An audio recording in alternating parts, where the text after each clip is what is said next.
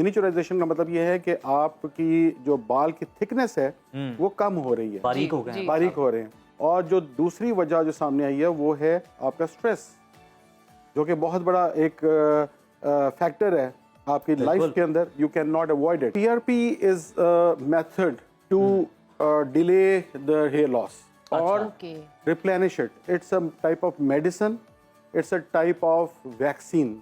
ठीक है ना जी। आपका अपना जो प्लाज्मा है उसके अंदर एक अपनी ताकत है प्लेटलेट्स की, and one platelet contains 121 growth factors. Doctor Ehsan Riaz, welcome to Suno Pakistan. अस्सलाम वालेकुम। वालेकुम अस्सलाम। आपसे पहला सवाल तो यही है कि आपको पता है कि बाल बहुत गिर रहे हैं, कोई स्क्रीन पे आ रहा है नहीं आ रहा, उसके बाल गिर रहे हैं, कोई घर पे भी है उसका भी बहुत हेयर फॉल है, तो ये कैसे आप रोक सकते हैं और ये जो ट्रीटमेंट्स हैं किस हद तक असरअंदाज हैं?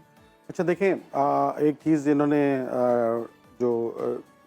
सबसे पहले इन्होंने बताई कि जी बहुत ज़्यादा आजकल गिरते बालों का ट्रेंड है। बेसिकली आज जो है ना बहुत सारे लोग जो है ना इसका शिकार हो रहे हैं। तो उसकी वजह यही है कि जो यूजुअल हेयर लॉस जो यानी कि मीन्स के कॉजेज हैं उससे बात आगे बढ़ चुकी है।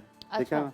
और वो नॉर्मल जो बेसिकली बाय एंड लार्ज दो चीज़ें ऐसी हैं जो कि एक जेनेटिक और दूसरा जो एंड्रोजेनिक यानी कि हार्मोनल की इम्बेलेंस की वजह से बाल गिरते हैं। एक तीसरी टर्म आजकल जो है ना वो एविडेंट हुई है, जो कि हमारे एविडेंस बेस्ड है, मेडिकल एविडेंस बेस्ड है, वो है fortification of the diet. Fortification of the diet का मतलब ये है कि आप बहुत सारी ऐसी चीज़ें यूज़ कर रहे हैं जो कि ग़िज़ाइयत से भरपूर हैं। अच्छा। लेकिन एट द सेम टाइम आपने कभी देखा है, आपने किसी भी ब्रांड का नाम नहीं लेना चाहिए या किसी खाने का नाम नहीं लेना चाहिए, इतने इतने बड़े लेग पीसेज हैं। ठीक है ना।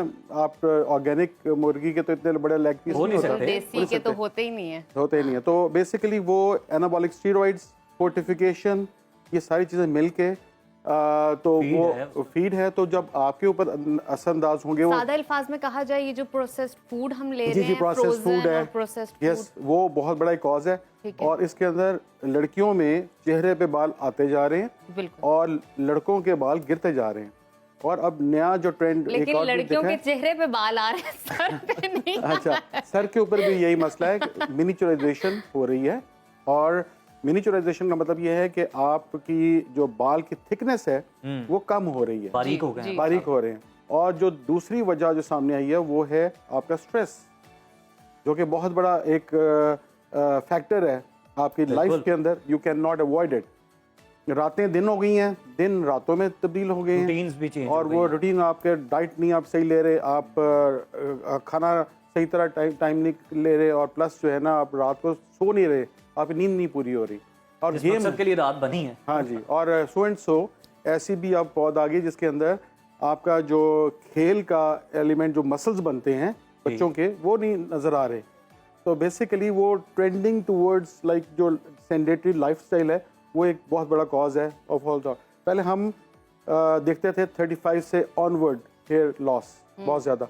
अब हमारा वही ट्रेंड पीछे हो गए। आप 18, 17, 18, 19, 25 वाले लोग ज़्यादा आ रहे हैं। तो this is a very doctor साहब इशू। ये बताइएगा कि हर शख्स हेयर ट्रांसप्लांट या पीआरपी करवा सकता है? अच्छा देखें, PRP is method to delay the hair loss और replenish it. It's a type of medicine, it's a type of vaccine. ठीक है ना जी। आपका अपना जो प्लाज्मा है उसके अंदर एक अपनी ताकत है प्लेटलेट्स की, and one platelet contains 121 growth factors.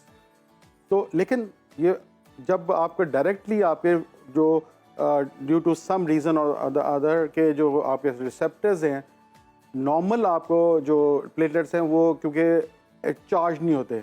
अच्छा। तो जब आप बाहर निकाल के उनको तोड़ते हैं और जाके वो आप डायरेक्ट इंजेक्ट करते हैं, री इंजेक्ट करते हैं, तो वो चार्ज होते हैं और प्लस उनके अंदर ग्रोथ फैक्टर्स ज़्यादा होते हैं। अब आप ये प्रोसेस तो समझा रहे हैं, ये भी बताइएगा कि ये खतरनाक है, क्योंकि सुनने में आता है बहुत तकलीफ दे है, खतरनाक है, पेन होता है, नमनेस होती है। In good hands. किसी के साथ एक एक्टर थे, उनके साथ ये हुआ भी था एक्सपीरियंस, बैड एक्सपीरियंस बिल्कुल जी, वो बहुत बड़ा अलार्मिंग था। और वो तो बहुत सारे लोग मीडिया के ही डर गए थे इस प्रोसेस की वजह से। मीडिया वो बहुत एक मैं समझता हूँ कि जहाँ पे चीज़ें खराब होती हैं वहाँ पे अच्छी भी होती हैं। बिल्कुल। तो लोगों ने रियलाइज़ किया कि आपको प्रॉपर लोगों के पास जाना चाहिए, ना कि ऐसे बंदे के पास जाएं जो कि आपको असेस ही ना कर सके और आपको ट्रांसप्लांट की तरफ ले जाए।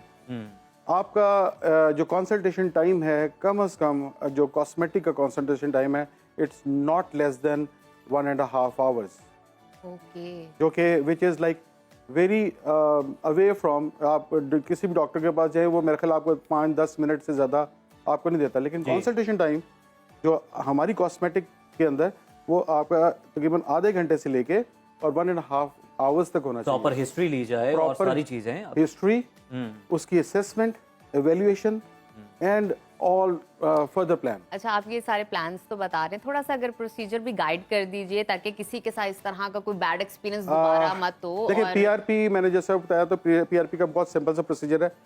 ये वाहिद प्रोसीजर है दुनिया का जिसके अंदर कोई भी टेस्ट करवाने की जरूरत नहीं है। अच्छा, ठीक है, स्टेरलाइजेशन मस्ट होनी चाहिए और ये फॉरमोस्ट है कि आपका जो डॉक्टर है वो इसको एश्योर करे कि जो चीज़ें यूज़ हो रही हैं वो सारी डिस्पोजेबल हों। ठीक है, ठीक।